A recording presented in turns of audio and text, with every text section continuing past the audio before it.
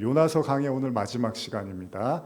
요나서 4장 1절에서 3절 말씀을 한번 찾아보시겠습니다. 4장 1절에서 3절까지의 말씀 우리 같이 읽겠습니다. 시작.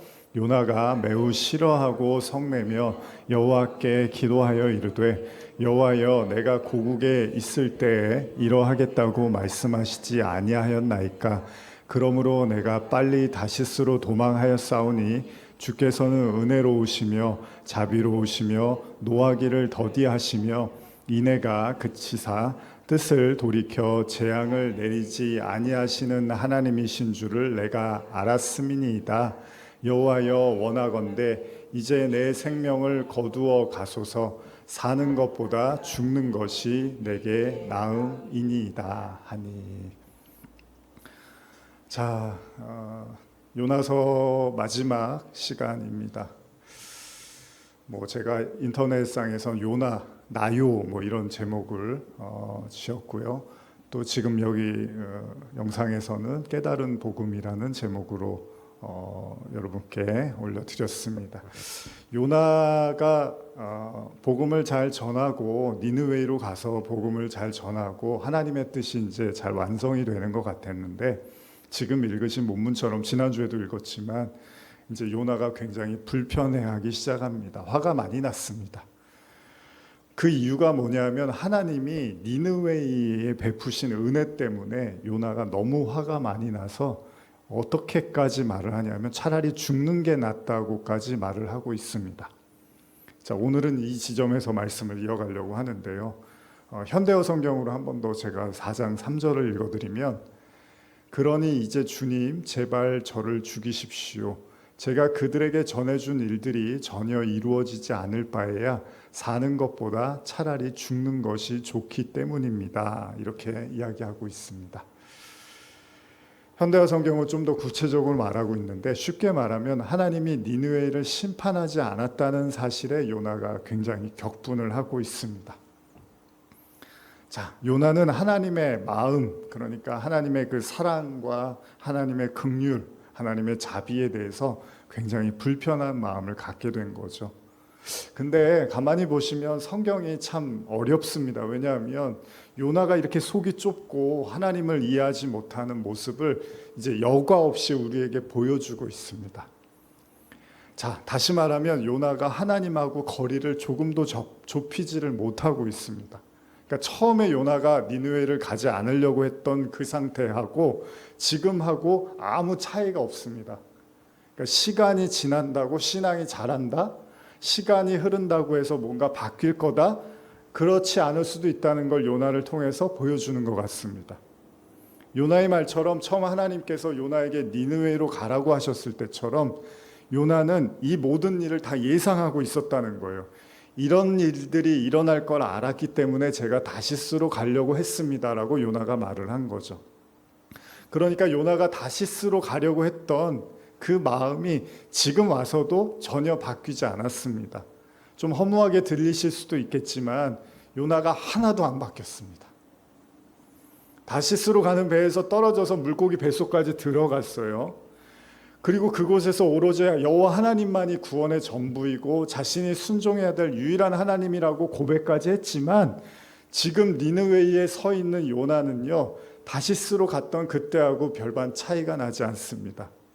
자, 요나는 하나님께 화가 났습니다. 심지어는 자기를 죽여달라고 하는 걸 보면 하나님도 무섭지가 않습니다. 자, 전혀 은혜가 안 되죠, 여러분. 이게 도대체 이 성경이 오늘 우리에게 뭘 얘기하고 싶은가라는 생각이 들 정도입니다. 앞서도 제가 말씀드린 것처럼 여러분, 요나서의 교훈이 뭘까요? 이 시점에서 여러분들이 한번 교훈을 한번 끌어내신다면, 하울링이 나는 것 같은데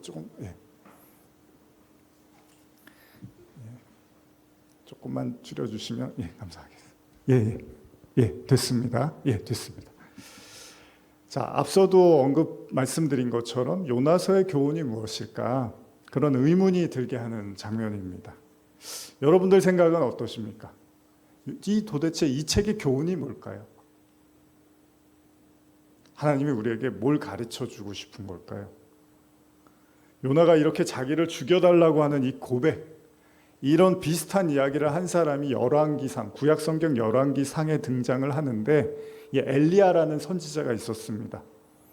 근데 이 엘리야라는 선지자하고는 좀 차이가 있는데 그게 뭐냐면 엘리야는요 당시에 그 바알신 우상 숭배를 했던 바알신과 아세라 목상을 섬기던 선지자들과 대결을 하고 나서 너무 지쳐 있습니다. 이기긴 했는데 너무 지쳐 있던 가운데서 또다시 이제 끊이지 않는 공격이 자신에게 찾아오자 스스로의 처지를 좀 비관하면서 하나님께 외쳤던 고백이라면 지금 요나는 좀 다릅니다. 지금 요나는 사역도 성공적으로 잘 마쳤고요. 엘리야처럼 그를 위협하고 있는 적도 없습니다. 하나님도 요나를 뭐 추궁하는 얘기가 전혀 없습니다. 그러니까 아무 문제가 지금 없어요, 요나한테는. 근데 요나가 하나님이 너무 밉고 괴롭다는 거예요. 그리고 죽었으면 좋겠다는 얘기를 하는 거예요. 자, 그러면 요나는 도대체 왜 이렇게까지 하나님께 말할까라고 했을 때 요나의 입장을 한번 생각해 보는 거죠. 요나가 이렇게 힘들어하는 마음, 여러분들 이제 철저하게 한번 요나의 입장으로 가보는 거예요. 자, 우리가 누구를 미워했어요. 누가 너무 미웠어요. 물론 우리를 괴롭혔으니까 그랬겠죠. 우리에게 너무나 불편한 마음을 줬기 때문에 그랬겠죠. 그가 잘못되기를 바랬는데 하나님께서 그를 벌주고 심판하실 줄 알았는데 오히려 하나님이 그를 회개하게 하시고 용서하시고 벌하지 않으셨다는 거예요. 자, 그럼 여러분들은 요나처럼 이렇게 화가 나실까요? 사실 이렇게 감정적인 측면으로 생각한다면 죄의 경중을 생각하지 않을 수가 없습니다. 그러니까 뭐냐면요, 죄가 가벼운 경우에는 그래 우리도 이해할 수 있을 겁니다. 근데 문제는 뭐냐면 내가 너무 싫어하는 사람이 너무나 큰 죄를 졌는데 하나님이 그냥 용서해 줬다 그러면 우리가 쉽게 그걸 받아들일 수 있겠냐는 거예요. 저는 지금 요나서가 단순히 그렇게 인간의 미움이나 원망에 대한 감정만을 이야기하고 있다고 생각하지는 않습니다. 물론 저나 여러분들이 우리가 싫어하는 사람을 하나님께서 벌하지 않고 하나님이 그를 구원하신다고 하면 마음이 불편할 수 있겠죠. 근데 요나서가 지금 그런 얘기만 하는 걸까? 그러니까 요나가 이렇게까지 하나님께 화를 내면서 원망하는 상황이 단순한 감정의 문제인 건가? 아니면 그것보다 더 깊은 무언가가 있을까라는 그런 생각을 해본다는 거죠. 하나님께 화가 잔뜩 난 요나가 이런 말을 합니다. 요나서 4장 4절인데 한번 읽어볼까요? 요나서 4장 4절입니다. 시작. 여호와께서 이르시되 내가 성나는 것이 옳으냐 하시니라. 자, 하나님이 요나에게 말씀하시는 거예요. 너 이렇게까지 화를 내는 게 맞느냐라고 하시는 거죠. 하나님과 요나 사이의 갈등은 좀처럼 해결될 기미를 보이지 않습니다. 여러분 그 영화 보면 미량이라는 영화 있잖아요. 거기 보면은 그런 내용이 나와요. 분명히 내가 나에게 너무나 큰 아픔을 준 사람인데 그 사람이 이제 감옥에 갔어요. 그래서 도저히 용서할 수 없는, 왜냐면 자기 자녀를 이제 큰 피해를 준 사람이어서 그랬는데 신앙심으로 해서 어떻게 이제 용서를 하려고 그 감옥에 찾아가서 이제 용서를 하려고 갔는데 그 죄인이, 그 사람이 갑자기 나는 이미 하나님이 나를 용서했다고 하는 거예요. 괜찮다 그러는 거예요. 이 주인공 여자가 너무 화가 나갖고 이제 막 분노를 하는 장면이 나옵니다. 근데 사실은 기독교의 용서는 그런 게 아닙니다. 진짜로 용서받은 사람은 자기가 죄진 사람 앞에 가서 나 하나님 용서했어요. 당신 나 신경 쓰지 마세요. 이런 얘기를 할 수가 없어요. 그건 용서받은 게 아니에요. 근데 자꾸 그걸 우리가 기독교가 그런 걸로 사람들이 많이 오해를 하는데 진짜로 용서받은 사람은 그 자기가 죄진 사람 앞에 정말 무릎을 꿇고 정말 고개를 숙이고 수백 번 수천 번을 용서를 구하게 되겠죠. 자기가 진 죄가 뭔지를 알았다면. 근데 태연하게 하나님이 나 이미 용서해 줬어요. 걱정하지 마세요. 이러면은 누가 화를 안 내겠습니까? 기독교는 그렇지 않습니다. 진짜 용서는 그런 게 아닙니다, 여러분. 진짜 내가 죄인인 걸 알면 정말 내가 내가 그냥 죽어도 되는 사람인 것까지도 인정하기 때문에 상대방에게 그렇게 떳떳할 수가 없습니다. 그리고 그 모습을 볼 때 비로소 또 서로 용서가 가능한 거죠. 자, 분명히 이 하나님께서 말씀하십니다. 네가 이렇게까지 화내는 게 옳으냐. 분명 하나님은 요나의 성냄에 문제가 있다고 말씀하십니다. 그런데 요나는 이유를 알지를 못합니다. 왜냐하면 요나는 그럴 만한 이유가 있다고 생각하는 거예요. 내가 이렇게까지 화를 낼 이유가 있습니다. 아까도 언급했지만요. 하나님과 요나 사이에 이 갈등이 해결이 안 되고 있습니다, 여러분. 그러니까 3장까지는 잘 사역은 마무리됐는데 4장에서 이제 하나님과 요나 문제만 남았어요. 사역은 잘 마무리됐어요. 요나가 어쨌든 순종도 했어요. 그 일도 했어요. 문제는 그게 아니에요, 여러분. 신앙생활은 그게 아니에요. 우리가 행사를 잘했다고 해서 신앙생활을 하는 게 아니에요. 여러분, 큰 교회 가면 프로그램도 많고 행사가 많거든요. 그러면은 그럴듯해 보여요. 그런 행사들을 잘하면 이 교회가 대단해 보이는데, 물론 모든 교회가 다 그런 건 아닌데 가끔 저한테 이제 그런 말씀을 하시는 분들이 있어요. 근데 어쩔 땐 내가 교회 그냥 들러리 같아. 그냥 그런 행사에 막 보이기에는 그럴듯해 보이는데 내가 그냥 그 행사에 동원된 사람 같아. 그런 얘기를 하는 경우들도 있어요. 중요한 건 행사를 잘 치르고 교회가 그럴듯한 프로그램을 돌리고 이런 게 중요한 게 아니라 이제 나하고 하나님 사이에 그 간격을 좁혀야 된다는 거죠. 그게 더 중요한 거예요. 지금 요나도 그런 거예요. 사역은 훌륭하게 잘 마쳤는데 하나님하고 갈등은 해결이 안 됐습니다. 우리가 지난주에 나눴던 고넬료의 환상도 그렇죠. 예수님의 제자였고 부활과 승천, 심지어 오순절 성령 사건까지 경험했어요. 여러분, 성령 받으면 다 되는 줄 아시잖아요. 근데 그게 아니에요. 성령을 받았는데 하나님이 부정한 거 먹으라고 사도행전 10장에서 환상을 보여주셨는데 베드로가 거절을 합니다. 성령을 받았는데도 거절을 해요. 하나님하고 베드로 사이에 여전히 뭔가 풀리지 않는 숙제가 있었다는 겁니다. 다시 말하면 베드로가 아직까지 하나님을 잘 이해를 못하고 있었다는 겁니다. 물론 우리가 이해가 안 되면 어떻게 해야 되라 그러죠? 기독교에서 이해가 안 되면 순종을 하라는 말을 해요. 여러분, 부모님 말씀이 다 이해돼서 우리가 따르는 건 아니잖아요. 어렸을 때 우리가 부모님이 뭐 이렇게 해라 저렇게 하면 아 그렇지, 아 부모님이 날 너무 사랑하셔서 이런 말씀하시는 거, 그렇지 않습니다. 듣기 싫은데 뭐 그래도 맞겠거니 부모님이니까 이렇게 따라가는 경우가 있잖아요. 하나님 말씀도 그런 겁니다. 우리가 다 이해해서 따라가는 건 아닙니다. 그래서 이해가 안 되면 순종이라도 하라는 말이 있는 건데, 순종이라는 게 또 그렇게 간단하지가 않습니다. 한두 번은 순종할 수 있는데요, 여러분, 결국 인간 내면에 자리 잡고 있는 이 자아라는 거 있잖아요. 이 나라는 이 인간 자존심, 자아, 이런 생각은 어느샌가 결국 이렇게 튀어나오게 돼 있고 존재감을 드러내게 된다는 겁니다. 자, 환상을 통해서 하나님의 음성을 거부했던 베드로가 그랬던 것처럼요. 지금 요나가요, 죽었다 깨어나도 하나님 마음을 이해를 못하겠다는 거예요. 도대체 하나님 왜 이러시는지 나는 이해를 못하겠다는 게 요나의 솔직한 마음입니다. 여러분들도 지금 아마 우리가 이렇게 예배당이니까 또 같이 예배드리고 하지만 솔직히 여러분 하나님 어떻게 생각하십니까? 그러면 제가 이렇게 그러셨어요? 뭐 이럴 수도 있을 거예요. 그렇게까지 생각하셨어요? 하나님을? 그럴 수도 있을 거예요. 요나의 마음은 간단합니다. 뭐 저런 사람을 용서하시냐는 거예요. 아니 왜 저런 인간들을 하나님 사랑으로 베푸시냐는 거예요. 뭐 대단한 이야기 같은데요. 이런 거예요. 뭐하러 구원하십니까? 저 인간들. 아니 뭐하러 용서를 하십니까? 저 살 가치도 없는 인간들인데. 물론 그 대상이 나면은 얘기가 달라지겠죠. 나 같은 죄인을 구원하셨대. 나같이 아무 쓸모도 없는 걸 하나님이 구원하셨대. 이건 내 얘기지만, 나밖에 모르는 이런 미천한 나를 하나님이 구원해 주셨구나. 이건 내 얘기지만, 문제는 내가 봤을 때 쓰레기 같은 인간들을 하나님이 구원해 주셨다고 하면 얘기가 달라진다는 겁니다. 요나도 그렇습니다. 자, 한번 계속 읽어볼까요? 요나서 4장 5절에서 8절입니다. 요나서 4장 5절에서 8절입니다. 시작. 요나가 성읍에서 나가서 그 성읍 동쪽에 앉아 거기서 자기를 위하여 초막을 짓고 그 성읍에 무슨 일이 일어나는가를 보려고 그 그늘 아래 앉았더라.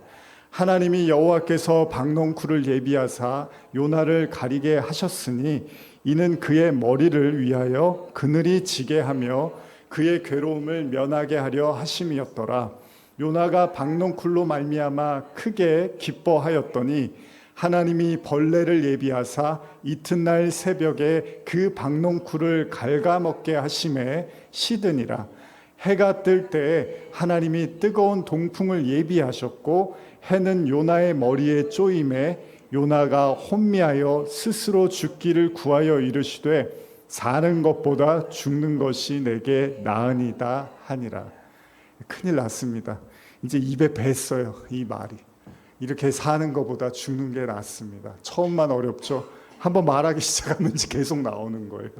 요나가 이제 시도 때도 없이 하나님께 이렇게 살아서 뭐합니까? 죽는 게 낫죠. 이런 생각이 드는 거예요. 성경은 하나님의 마음을 전혀 이해하지 못하는 요나에게 하나님이 이제 그를 어떻게 대하시는지를 보여주고 있습니다. 요나가 니느웨 성읍 동쪽에서 무슨 일이 일어나는지 이렇게 보는 거예요. 이제 높은 곳에 올라가서 이렇게 봤겠죠. 그리고 나서 그걸 위해서 나뭇잎을 이렇게 엮여서 초막을 지었습니다. 그늘을 가리려고, 그늘을 만들려고. 그래서 그 그늘 안에서 이렇게 마을에서 무슨 일이 일어나는지 보는데 이 뜨거운 태양빛 때문에 나뭇잎이 말라버린 거예요. 거기에 대해서 하나님이 또 박넝쿨을 예비해서 또 요나의 머리 위에 그늘을 또 베풀어 주십니다. 자, 요나가 다시 마음이 즐거워집니다. 그늘이 생기니까 마음이 즐거워져요. 근데 그 즐거움도 잠시입니다. 하나님이 또 벌레를 예비하사, 여기 보면 벌레를 예비하셨다고 해요. 요나를 괴롭히려고 또 벌레를 예비하사 그 박넝쿨을 갉아먹게 하고 시들게 합니다. 요나가, 그러니까 이게 하나님하고 요나가 보통 사이가 아닌 거예요. 이튿날 하나님은 해가 뜰 무렵에 뜨거운 동풍을 예비해서 요나가 있는 곳에 불게 하십니다. 자, 요나가 햇볕 때문에 어떻죠? 요새 이제 밖에서 한 시간만 서 계시라 그러면 죽을 수도 있죠, 정말. 이제 너무 힘들어서 탈진해 있습니다.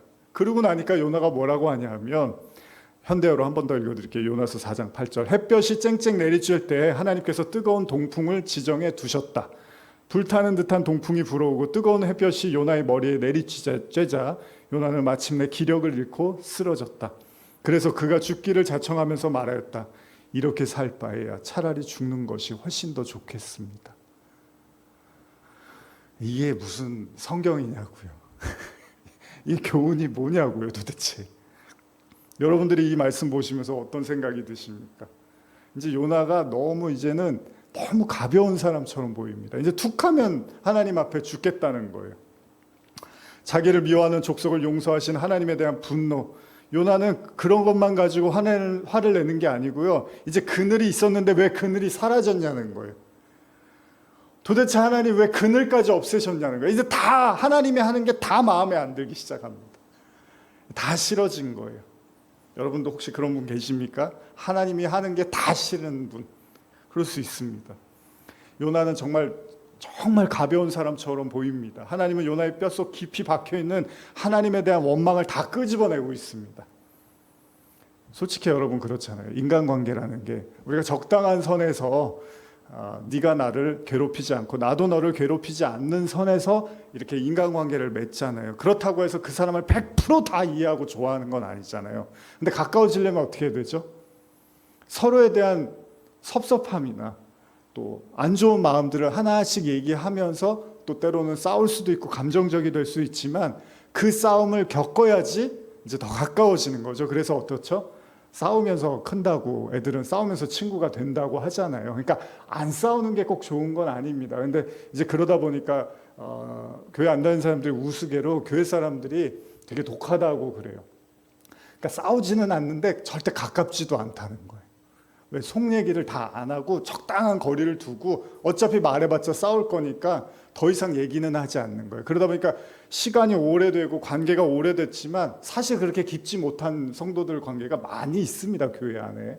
근데 그게 뭐냐면 이 싸움을 회피하는 거예요. 물론 싸우는 게 좋은 건 아니지만 지금 요나서를 보면요, 하나님하고 요나가 지금 싸우고 있습니다. 그쵸? 요나가 하나님께 뭡니까 도대체, 이렇게 할 거면 죽여주세요라고 하나님께 막 싸움을, 시비를 거는 거예요.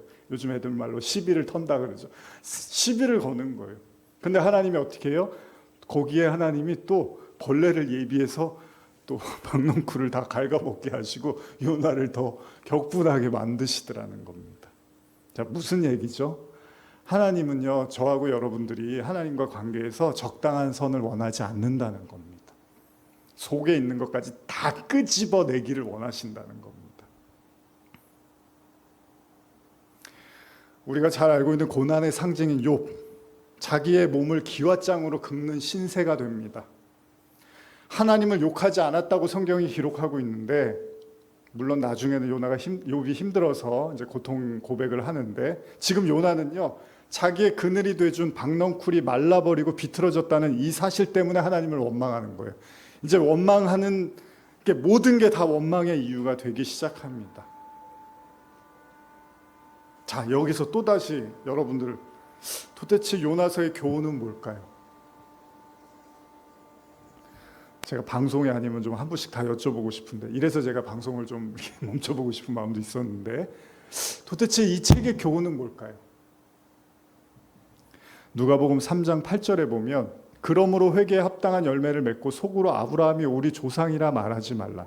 내가 너희에게 이르노니 하나님이 능히 이 돌들로도 아브라함의 자손이 되게 하시리라. 이런 말씀이 있거든요. 무슨 말이냐면 하나님은 돌들을 가지고도 아브라함의 자손이 되게 한다는 거예요. 다시 말하면 하나님이 요나 같은 사람을 통해서 니느웨를 용서하신 것은 사실이지만, 그렇게 말한다면 요나가 아니어도 충분히 누구나 하나님은 요나처럼 니느웨로 보낼 수 있었다는 겁니다. 돌멩이로도 하나님의 자손이 되게 할 수 있었으니까 어떤 사람이든 하나님이 원하면 니느웨에 보낼 수 있을 거예요. 뭐 겁박을 하든 하나님께서 세게 말씀을 하시던. 성경은 어찌 보면 흥미롭고 어찌 보면 무섭기도 합니다. 하나님께서 요나를 가르치시기 위해서요, 여러분, 박넝쿨도 준비하지만 또 그 박넝쿨을 갉아먹게 해서 요나를 괴롭히기도 하십니다. 심지어 요나를 혼미하게 만드십니다. 혼미하다는 게 뭐예요? 죽기 직전까지 끌고 가시는 거예요. 바다에서 요나를 삼킬 물고기를 준비하셨던 것처럼 그야말로 요나가 하나님을 벗어날 방도가 없습니다. 사방에 하나님에 의해서 둘러싸여 있어요. 하나님이 이렇게도 했다, 저렇게도 했다, 이렇게도 했다, 이렇게도 했다 하니까 요나가 벗어날 길이 없는 거예요. 어쩌면 여러분, 성경은 니느웨 사람보다 더 강팍한 사람으로 지금 누구를 보여주고 있는 것 같습니까? 요나를 보여주고 있는 것 같습니다. 잔인하고 무정한 니느웨 사람도요, 하나님이 회개하라고 하니까 회개를 구하고 용서를 구하고 구원을 받습니다. 근데 문제는 요나는요, 이 마음이 사그러들지를 못해요. 자신이 사랑하는 동족들이 구원을 받는, 자신이 미워하는 종족들이라 하더라도, 족속이라 하더라도 그들이 구원받는 모습을 보면서 그래도 선지자니까, 그래도 하나님의 뜻이니까 받아들여야 되잖아요. 근데 요나는 전혀 받아들이지를 못하고 있습니다. 무슨 말입니까? 요나만 지금 하나님의 은혜, 용서, 구원에 들어오지를 못하고 있는 거예요. 그 원수 같은 그 하나님께 대적했던 그들도 하나님 앞에 구원받고 용서받았는데, 지금 요나만 지금 하나님과 구원이 안 이루어지고 있습니다. 그런데 문제는 뭡니까? 그럼 요나는 요나, 이상한 사람 요나, 그렇게 해서 성경이 지금 따로 우리에게 보라고 하신 걸까요? 그건 아니잖아요. 성경은 다 저하고 여러분 이야기잖아요. 그럼 요나서도 분명히 우리 얘기일 거란 말이죠. 자, 그럼 한번 요나서 4장 9절 한번 읽어볼까요? 요나서 4장 9절입니다. 시작. 하나님이 요나에게 이르시되 내가 이 박문홍쿨로 말미암아 성내는 것이 어찌 옳으냐 하시니 그가 대답하되 내가 성내어 죽기까지 할지라도 옳으니이다 하니라. 이제 막 말을 막 하죠, 하나님께. 이제는 뭐 아주 친구한테도 이렇게 잘 안 할 거예요. 그러자 하나님께서 요나에게 다시 물으셨다. 내가 저 박넝쿨 한 포기 때문에 화를 내는 것이 옳은 일이냐? 옳은 일이지요. 요나가 대답하였다. 죽고 싶을 만큼 화가 납니다. 현대어 성경이었습니다. 자, 이거 뭐 주일학교 애들한테는 이거 설교 안 하는 게 좋을 것 같은 그런 내용이잖아요. 자, 고민이 됩니다. 하나님 마음을 이해하지 못하는 요나. 그럼에도 하나님이 요나를 사랑하신다. 이렇게 교훈 내리면 될까요? 이렇게 결론을 내리면 좋을까요? 이렇게 말 안 듣는 요나, 이렇게 마음이 강팍한 요나도 하나님이 사랑하신다. 이게 교훈일까요? 요나는 지금 하나님이 하시는 모든 일이 다 불만입니다. 화가 났습니다. 그가 하던 일이 다 못마땅합니다. 우리도 사실 그럴 때가 있습니다. 싫은 사람이 생기면요, 다 마음에 안 듭니다. 뭐 말을 하고 행동을 하고 웃어도 뭐 울어도 다 그 사람이 하는 건 다 싫습니다. 그 사람의 의도가 어떤 게 중요한 게 아니라 내가 싫으면 다 싫은 거예요. 지금 요나의 마음 깊은 곳에는 하나님이 다 싫은 거예요. 너무 밉고 원망이 섞여 있습니다. 앞서 읽은 4장 6절을 보면요, 제가 현대어로 한 번 더 읽어드릴게요. 요나가 만든 초막의 나뭇잎들이 모두 뙤약볕에 시들어 버렸을 때 여호와 하나님께서 박넝쿨 하나를 지정해 두셨다. 그러자 박넝쿨이 급속히 자라 요나의 머리 위로 넓은 잎들을 펼쳐서 그늘을 마련해 주셨다. 요나는 화가 풀렸고 그 박넝쿨 때문에 매우 기뻐하였다. 가만히 생각해 보면요, 요나는 지금 어떻죠? 쉽습니다, 여러분. 자기한테 좋은 일이 생기면 만족하고요. 자기한테 싫은 일이 생기면 화를 내기 시작합니다. 만약에 니느웨 사람이 이스라엘 민족에게 호의적인 사람들이었으면 요나가 이렇게까지 화를 낼 이유는 없었습니다. 아니, 즐거워했을 겁니다. 오히려 회개하기를 원했겠죠. 그러니까 요나의 모습을 여러분 복잡히 생각 안 해도 좋습니다. 자기에게 좋으면 좋은 거고 자기에게 싫으면 싫은 거예요. 좋은 일이 생기면 감사하는 거고 나쁜 일이 생기면 원망하는 겁니다. 그게 인간의 생리잖아요. 어찌 보면 대단할 것도 없는 얘기예요. 복잡하지도 않은 얘기입니다. 요나의 모습이나 우리나 뭐가 다릅니까? 일희일비한다고 하잖아요. 이 인간의 모습, 요나가 물고기 뱃속까지 들어가서 커다란 깨달음을 얻은 것 같잖아요, 여러분. 그런데 자신이 크게 달라져 있지는 않더라는 겁니다. 그냥 싫은 사람에게 은혜를 베푸시는 하나님은 밉고, 햇볕을 피하는 박넝쿨을 주신 하나님은 고맙고, 또 박넝쿨이 시들면 하나님이 밉고, 그냥 이거예요, 여러분. 신앙생활 뭐 대단한 것 같은데 지금 보니까 간단해요. 우리가 착각하기 쉬운 거예요. 우리의 신앙이 엄청난 경험과 연륜을 가졌다고 해서 인간의 본질 그 자체가 달라지진 않는 거라는 거죠. 요나처럼. 여러분, 아무리 성인군자라고 그렇게 보이는 사람이라 하더라도요, 그러니까 뭔가 대단한 신앙 경험을 한 사람이라 할지라도요, 아픈 건 아픈 겁니다. 무서운 건 무서운 거고요, 배고픈 건 배고픈 거고요, 맛있는 건 맛있는 거고, 맛없는 건 맛없는 거고, 추운 건 추운 거고, 더운 건 더운 거고, 그게 인간이라는 거예요. 물론 그걸 좀 더 자제할 수 있는 사람, 좀 더 컨트롤할 수 있는 사람, 그 인간의 정도의 차이는 있을 수 있지만 본질적으로는 다 인간은 똑같습니다.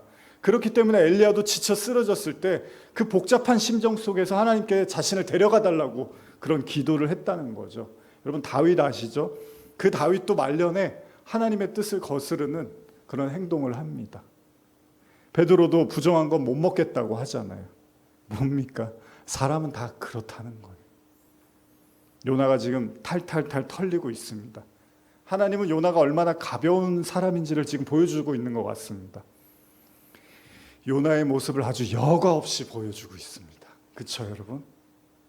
차라리 3장에서 끝났으면 좋았을 이 요나서가 4장이 붙으면서 마치 복음을 받아들여야 될 사람이 지금 누구죠?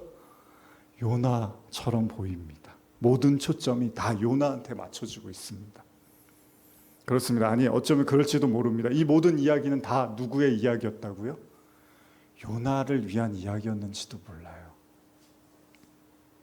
하나님이 바다에서 물고기를 준비했던 것처럼 지금 박넝쿨을 가지고도 그 벌레를 준비해서 갉아먹게 하잖아요. 뜨거운 동풍을 준비한 것도 다 뭐죠? 요나를 위한 사건이었다는 거예요. 그러면 이 지점에서 한번 생각해 보는 거예요. 그럼 이 니느웨이라는 사역은 누구를 위한 사역이었을까요? 이것도 요나를 위한 사역이 아니었을까요? 무슨 얘기죠? 요나를 구원하기 위한 하나님의 사역으로 니느웨이로 초대하셨다라는 거죠.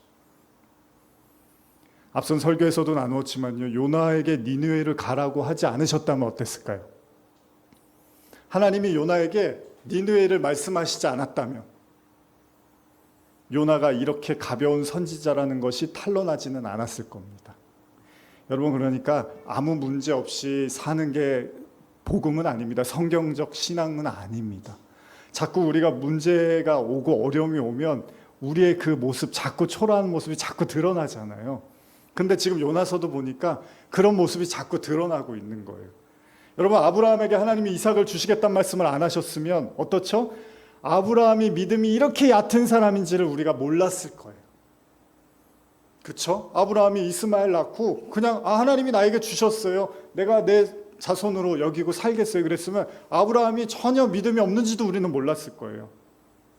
여러분, 예수님이 십자가를 지지 않으셨다면 베드로가 자신의 믿음이 어땠는지를 알 수 있을까요? 베드로는 예수님 십자가를 안 졌으면 평생 예수님을 자기가 제일 사랑하는 제자라고 착각하고 살았을 거예요. 근데 예수님이 십자가를 지러 가자 베드로의 믿음이 탈로가 나요. 무서워서 예수님을 저주한단 말이죠. 그럼 요나서 4장은요, 누구를 위한 복음일까요? 이 요나의 이야기는 니느웨이를 구원하시기 위한 하나님의 메시지라고 생각했는데 4장에 와보니까 요나를 구원하기 위한 하나님의 말씀이었을 수도 있다는 생각이 드는 거죠. 그러니까 진짜 하나님을 만나야 될 사람이 누구였다고요? 요나였다는 겁니다. 요나. 그래서 제가 오늘 제목을 뭐라고 했다고요? 요나 나요. 그런 거죠. 요나의 위대한 사역을 이야기하기 위해서 요나서가 쓰여진 게 아니라 요나가 이렇게 구원받기 힘든 사람이었다는 걸 보여주기 위해서 요나서가 쓰여졌다는 거예요. 그럼 복음은 그런 겁니다. 베드로가 예수님의 십자가 부활 목격하고 성령도 받았지만 그때까지 뭐라 그랬죠? 아직도 이방인들에게 선교하는 것에 대해서는 눈을 뜨지를 못했던 게 베드로입니다. 유대인들에게만 구원이 있다고 믿었던 게 베드로였어요. 요나도 지금 마찬가지입니다. 그 수많은 풍파를 겪고 하나님의 임재를 경험하고 심지어는 원수를 사랑하시는 하나님의 그 넓은 성품을 다 목격했는데 요나가 하나님을 전혀 받아들이지를 못하고 있습니다. 하나님이 지금 요나를 위해서 사역을 하고 계시다는 겁니다. 하나님은 지금 누굴 위해서 일하시냐면 요나를 위해서 일하고 계시다는 거예요.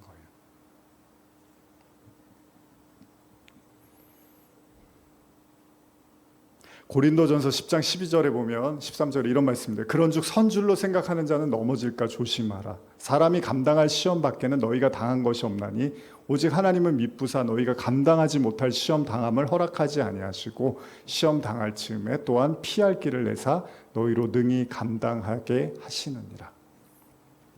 바울의 이야기처럼 하나님은 인간이 감당할 시험만 주신다고 합니다. 하나님은 인간이 감당할 수 없는 시험은 허락하지 않는다고 하십니다. 또 시험을 당할 쯤에 그걸 피할 수 있는 길을 주신다고 합니다. 결국 그 시험을 감당하게 하신다는 거예요. 따라서 성도에게 일어나는 모든 일은 다 하나님이 개입하신다고 보면 되는 거예요, 여러분. 요나 또한 다르지 않습니다. 하나님이 요나를 시험하십니다. 이유가 뭐죠? 요나가 하나님의 뜻을 전혀 이해하지 못하고 있기 때문입니다. 그렇기 때문에 하나님은 요나가 그 의미를 깨달을 때까지 계속해서 어떤 일을 하고 계시다는 거예요. 그러면 정말 하나님께서 요나에게 하시고자 했던, 가르치고자 했던 가르침은 뭘까? 이 말씀이 요나서 4장 10절 11절인데요. 한번 읽어볼까요? 시작. 여호와께서 이르시되 내가 수고도 아니하였고 재배도 아니하였고 하룻밤에 났다가 하룻밤에 말라버린 이 박농쿨을 아꼈거든 하물며 이 큰 성읍 니느웨에는 좌우를 분별하지 못하는 자가 12만 명이요 가축도 많이 있나니 내가 어찌 아끼지 아니하겠느냐 하시느니라. 뜨거운 동풍에 정신이 혼미해졌던 요나를 향한 하나님의 가르침입니다. 중요한 메시지라는 거예요. 그리고 이 이야기 때문에 요나서가 쓰여졌다고 보시면 됩니다. 요나가 자신을 뜨거운 태양으로 보여줬던 박넝쿨에 대한 이야기를 하십니다. 그렇습니다. 요나는 조금 전까지 자기에게 그늘을 제공해줬던 박넝쿨 때문에 굉장히 흡족해했습니다. 그런데 이튿날 시들어버린 박넝쿨을 보면서 괴로워합니다. 투덜거립니다. 죽여달라고까지 말을 합니다. 그러자 하나님이 뭐라고 하십니까? 네가 하룻밤에 말라버린 이 박넝쿨도 그렇게 아끼고 아쉬워하면서 내가 니느웨의 수많은 사람들과 가축을 어찌 아끼지 않을 수 있겠느냐라고 말씀하십니다. 당연한 얘기죠. 그런데 한 가지 생각해 봅니다. 만일 니느웨에 노아의 홍수의 심판이나 또 소돔과 고모라의 심판이 임했다면 요나가 굳이 듣지 않아도 됐을 이야기입니다. 그러니까 뭐냐면 다 멸망했으면 요나는 이런 얘기를 안 들어도 되는 거예요.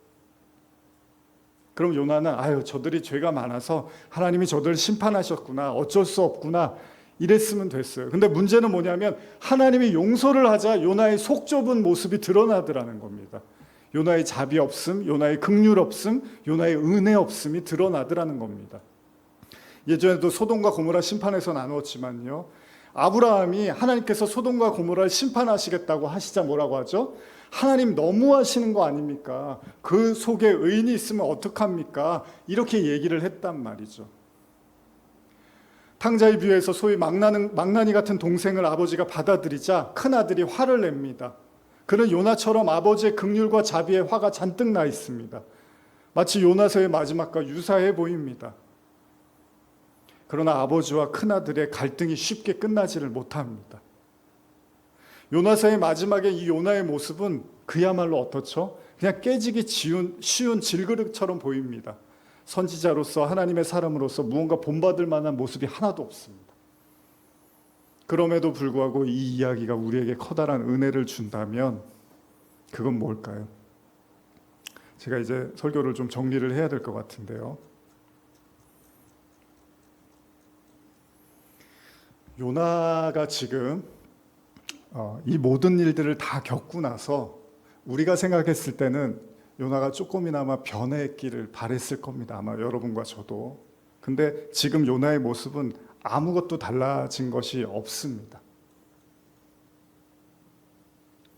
그래서 여러분들에게 제가 자꾸 여쭤보는 겁니다. 도대체 이 요나서의 교훈이 뭘까?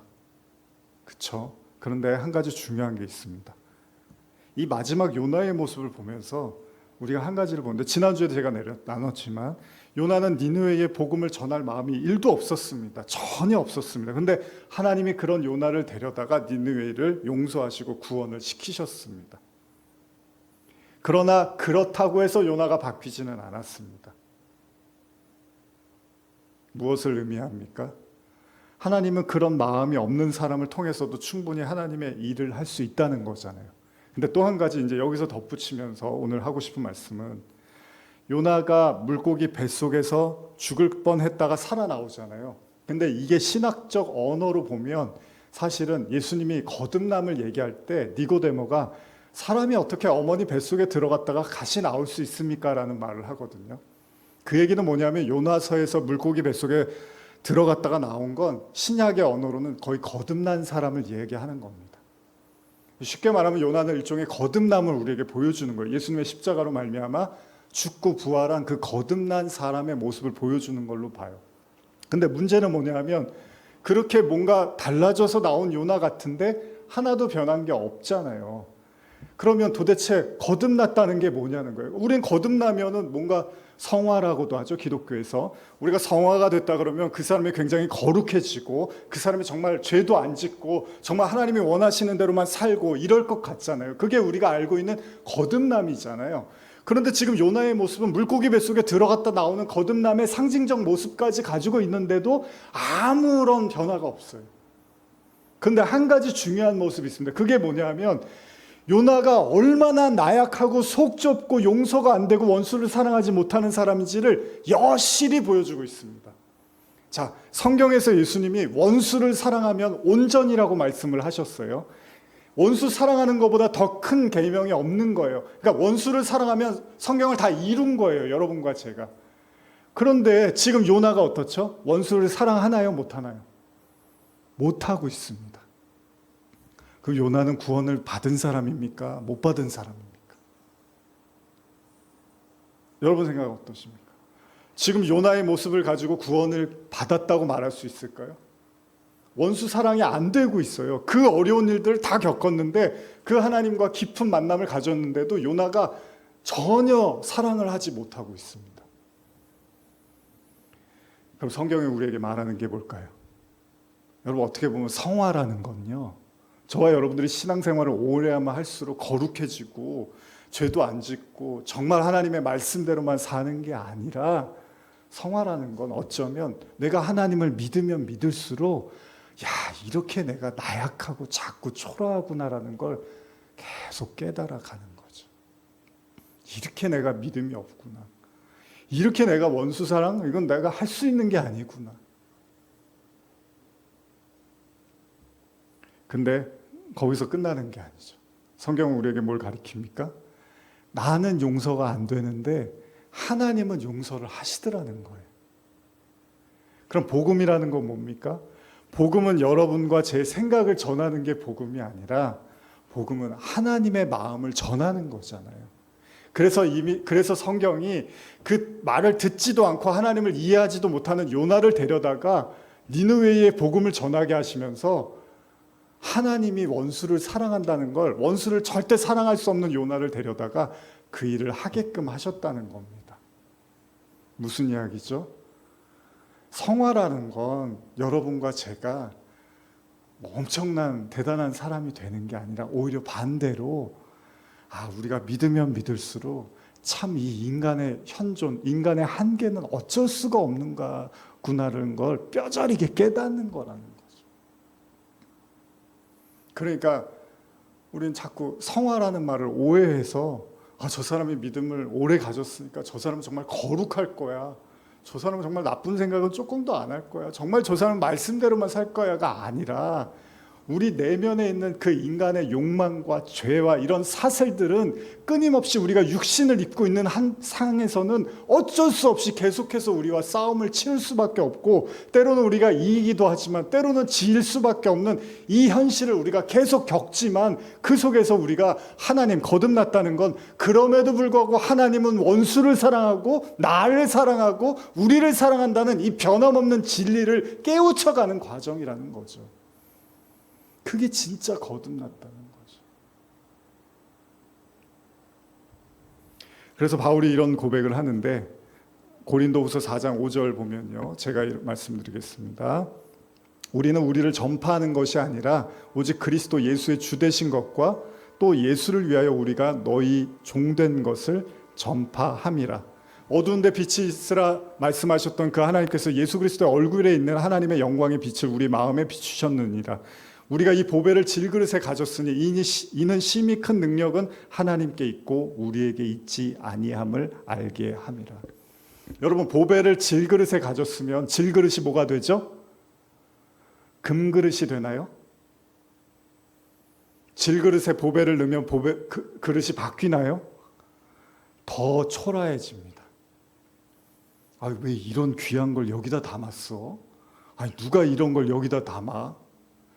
근데 하나님이 그 보배를, 그 보석을 우리 나약한 인간 안에다가 담더라는 거예요. 그럼 당연히 우리는 느끼죠. 그 귀한 걸 왜 하나님이 나한테 주셨지? 그 귀한 걸 왜 하나님이 이 나약하고 연약한 나에게 허락하신 거야? 시간이 흐르면 흐를수록 그 보배가 드러나고 그 질그릇의 연약함을 우리가 더 깨달을 수밖에 없게 된다는 겁니다. 진짜 성화는 뭡니까? 지금 바울의 이 고백, 그러니까 신앙을 갖게 되면 될수록, 하나님을 알면 알수록, 말씀을 깨달으면 깨달을수록 우리가 얼마나 연약한 자인지를 알게 되는 거라는 거예요.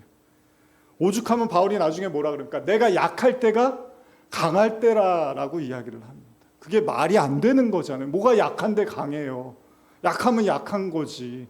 강하면 강한 거고. 근데 내가 약할 때, 내가 너무 약하니까 하나님의 도움밖에 내가 구할 수가 없고, 그 하나님이 나를 도와주시니까 그게 강하다라는 걸 알게 된다는 거거든요. 이게 신앙생활 오래 한 바울의 고백이었습니다. 내가 너무 약해 보니까 의지하지 않고는 살 수가 없다는 걸 바울이 깨닫게 되는 거죠. 여러분, 성도의 성화는 거기에 있는 겁니다. 여러분, 저도 아직 젊은 나이지만, 어르신도 계시고 하지만, 시간이 흐르면 몸은 약해질 수밖에 없어요. 저 요새 제 아이가 제 머리 이렇게 위에서 보면 아빠 머리가 너무 많이 빠졌어 막 그러면 제가 가슴이 아파요.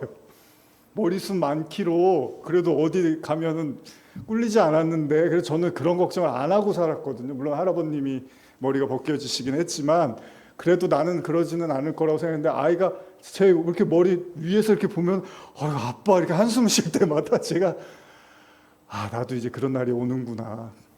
근데 누구나 다 시간이 흐르면 힘이 빠집니다. 약해지고. 그러면은 이게 의지하지 않고는 살 수 없어요. 아무리 어르신들 나는 나 혼자 나 힘으로 살 수 있어라고 하셔도 더 힘 빠지면 이제 사람이 없으면 안 돼요, 옆에. 그게 하나님이 만들어 놓은 이치예요. 세상 이치. 이 육신을 가진 인간은 결국 누군가를 의지할 수밖에 없는 게 하나님이 만드신 이치입니다. 여러분, 자동차 운전하시는 분을 보면, 여러분 도로를 달리면 빨리 달려야 110에서 120 안 넘죠, 그죠? 110으로 제가 알고 있는데 그보다 더 이렇게 속도 더 나오지는 않잖아요. 거의 한 100에서 110 정도로 제한하잖아요. 근데 차는 어떻죠? 차는 220, 제가 제 차 보니까 200에서 220, 180까지 달리게 해놨어요. 왜 그렇게 해놨죠? 어차피 달리지도 못할 거.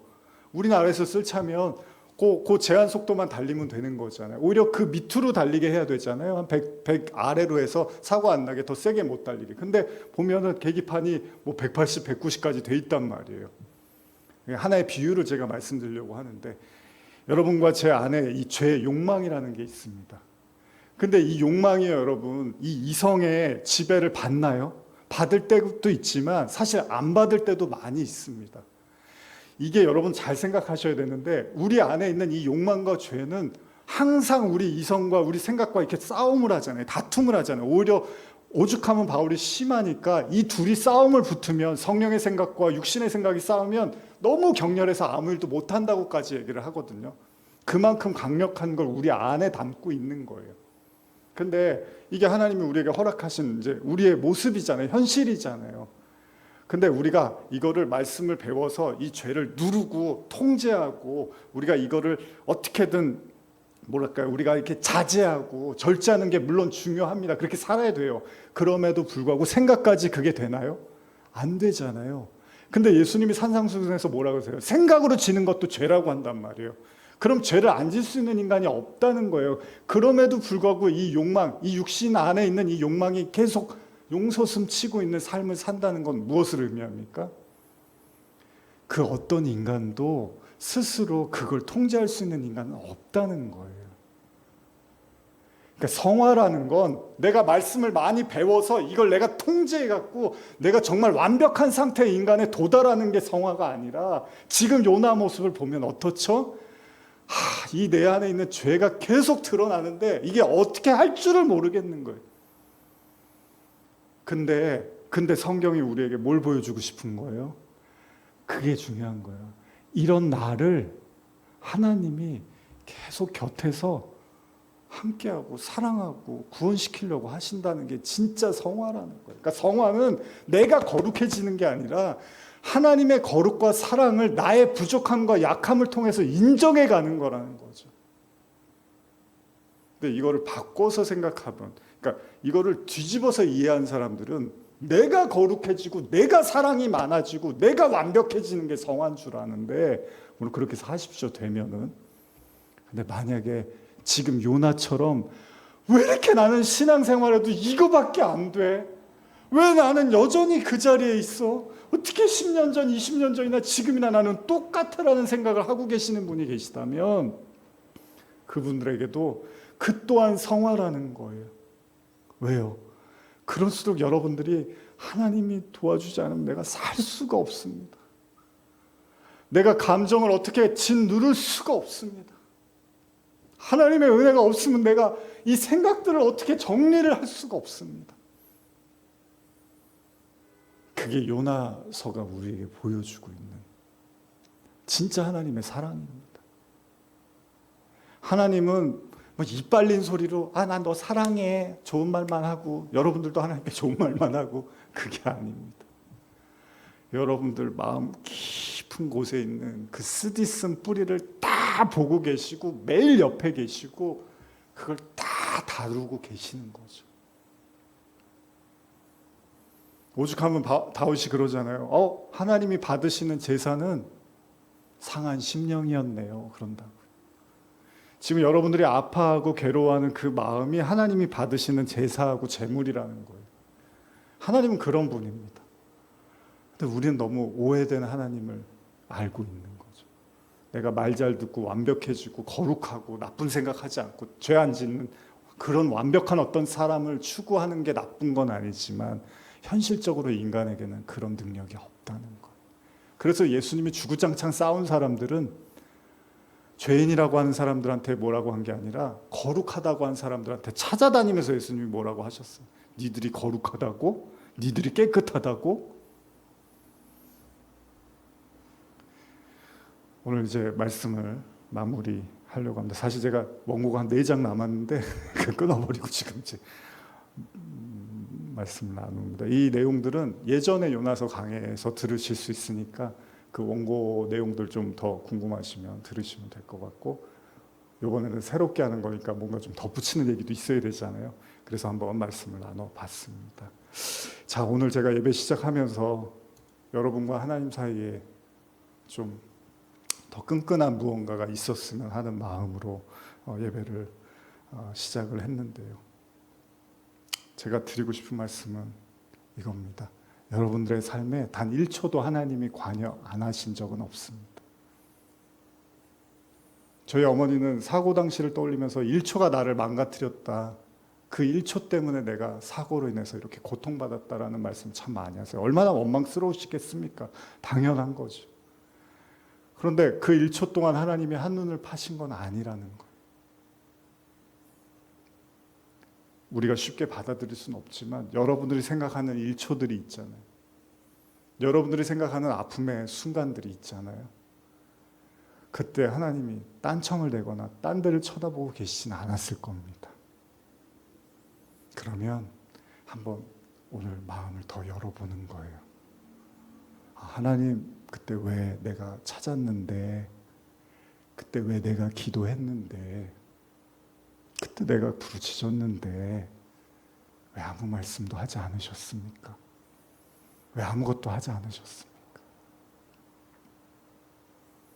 이제 그 하나님과 화해해 볼 필요도 있지 않을까 생각해 봅니다.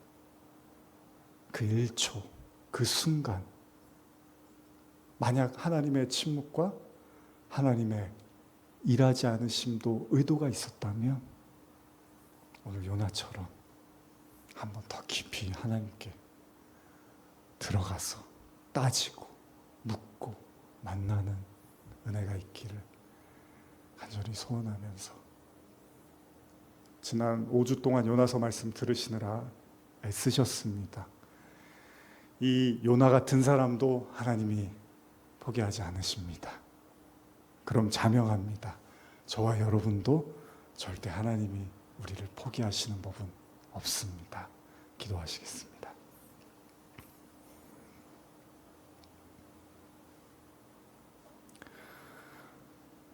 하나님,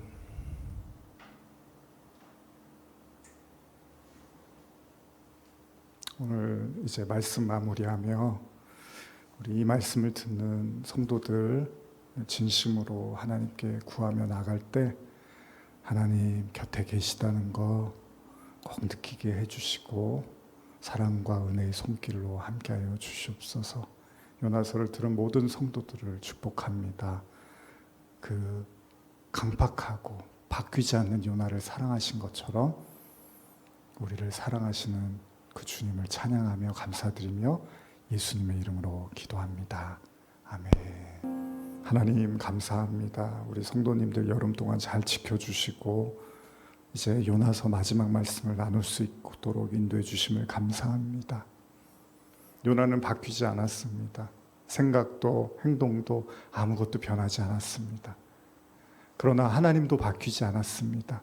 요나를 향한 사랑도, 요나를 향한 구원도, 요나를 향한 하나님의 사역도 바뀐 것이 없습니다.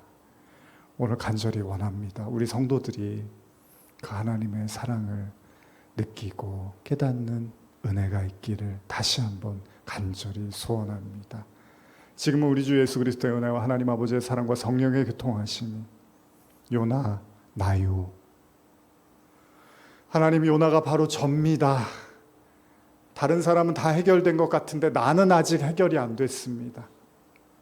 다른 사람은 하나님과 다 가까워진 것 같은데 나는 아직 하나님과 가까워지지 못했습니다. 이렇게 고백하며 가슴치며 주님을 부르짖는, 그리고 그렇게 깨달은 복음으로 살아가기를 소원하며 이 자리에 모인 고개 숙인 모든 성도들 머리 위에, 또 온라인을 통해서 예배드리는 모든 성도들 머리 위에 지금부터 영원히 함께 있을지어다. 아멘.